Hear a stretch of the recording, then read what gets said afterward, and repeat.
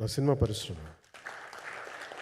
అంటే ఇక్కడున్న మిత్రులందరూ కూడా చాలామందికి నేను ఇండివిజువల్ ఇంటర్వ్యూస్ ఇచ్చాను. నేను చాలాసార్లు నాగేంద్ర కానీ మీరు కానీ చాలామందికి, వీళ్ళందరూ చాలామందికి నేను వ్యక్తిగతంగా తెలుసు. కాకపోతే నాకు సినిమా అంటే నేను సినిమా గురించి ఎక్కువ చెప్పలేక ఎక్కువ మాట్లాడలేను. కానీ బట్ నాకు నిజంగా సినిమా మీద అపారమైన గౌరవం, సినిమా మీద అపారమైన ఆసక్తి, నాకు ప్రాణవాయువు అది. Story telling is a necessity for all each and every individual.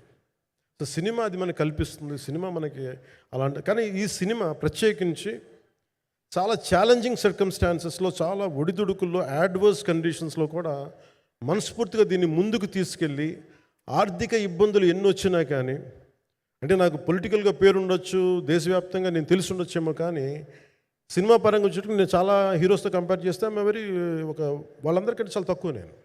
So దానికి ఉండే ఇబ్బందులు దానికి ఉంటాయి. మిగతా వాళ్ళకి బిజినెస్ అయినందుకు నాకు బిజినెస్ అవ్వదు, వాళ్ళకు వచ్చినందుకు నాకు రాకపోవచ్చు. ఎందుకంటే నా దృష్టి, నా కాంపిటేటివ్నెస్ ఎప్పుడు నేను సినిమాల మీద పెట్టలేదు. నేను ఇప్పుడు సొసైటీ పొలిటికల్ ప్రాసెస్ పెట్టాను, కానీ ఎప్పుడు సినిమా మీద నేను ఎంత ఉండాలనేది నేను ఎప్పుడు పెట్టలేదు. నేను ఎప్పుడు చాలాసార్లు మన నాగేంద్ర కానీ మిగతా మన సూపర్ హిట్ మన కీర్తిశేషులు బిఆర్ రాజు గారు చనిపోయారు, ఆయనకి ఇంటర్వ్యూస్లో కూడా ఉంటుంది. ఈ చిత్ర పరిశ్రమ చాలామంది హీరోస్ ఉంటారు, వాళ్ళలో నేను వన్ ఆఫ్ ది హీరో అంతే. నాది ఒక సంవత్సరంలో ఒక ఫ్రైడే, ఒక థర్స్డే రిలీజ్ అవుతుంది అంతే, అంతకుమించి తప్ప ఇది అందరి పరిశ్రమ, అందరూ రావాలి అలాంటిది నేను కోరుకునేవాడిని నేను. సో దాంట్లో భాగంగా రత్నం గారు లాంటి నిర్మాత బతికుండాలి, రత్నం గారి నిర్మాతకి ఇబ్బందులు కలగకూడదని చెప్పి లాస్ట్ మినిట్లో ఇంక చూసిన తర్వాత I stepped in to it. నేను భుజాల మీదకి తీసుకున్నాను ఇది. క్లైమాక్స్ని ఎలా భుజాల మీదకి అంటే, ఎందుకంటే ముఖ్యంగా ఇక్కడ ఇది ఇంకొక బలమైన స్టార్ కాస్టింగ్ చాలా బాగా చేశారు ఆయన.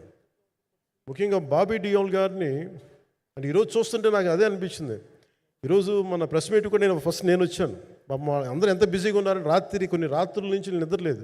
మన మనోజ్ పరమహంస గారికి కానీ, రత్నం గారికి కానీ, జ్యోతి గారికి కానీ, పాపం ఈ సినిమా ప్రమోషన్ సింగిల్ హ్యాండెడ్గా పాపం నిధి అగర్వాల్ భుజాల మీద వేసుకొని నాకే బాధ అనిపించింది. పాపం ఒక అమ్మాయి తన కెరీర్ దాన్ని చూసుకోవాల్సిన అమ్మాయి కూర్చోబెట్టి నాకే సిగ్గు అనిపించింది. I have to truly appreciate you. అంటే చాలా పాపం అన్నీ వెళ్తూ ఉంటే నాకు ఇదేంటి సినిమాని అనాథలా వదిలేశారండి అనిపించింది. సో నాకేమనిపించింది, ఈ సినిమాకి ఎవరు అనాథలా వదలలేదు, నేను ఉన్నానని చెప్పడానికి వచ్చాను ఈ రోజున. ఎందుకంటే నేను కోట్లాది మంది ప్రజలకి అండగా ఉండేవాడిని, దేశంలో ఉండే సమస్యలకి స్పందించేవాడిని. అలాంటిది తెలుగు సినిమాకి, నా సినిమాలకి మీకు తెలుసు గతంలో ఎన్నిసార్లు ఇబ్బందులు పెట్టారు.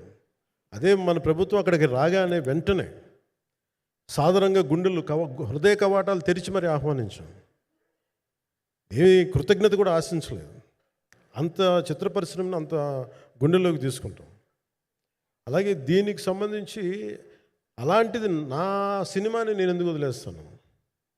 ఎందుకంటే ఇది ఇంకో సినిమా కాదు. ఒక మేకప్ మ్యాన్గా ప్రారంభమయ్యి ఇంకో ప్రొడ్యూసరు, డబ్బులున్న ప్రొడ్యూసరు, పెద్ద జీవితాల నుంచి వచ్చిన ప్రొడ్యూసరే కాదు, చాలా చిన్న స్థాయి నుంచి,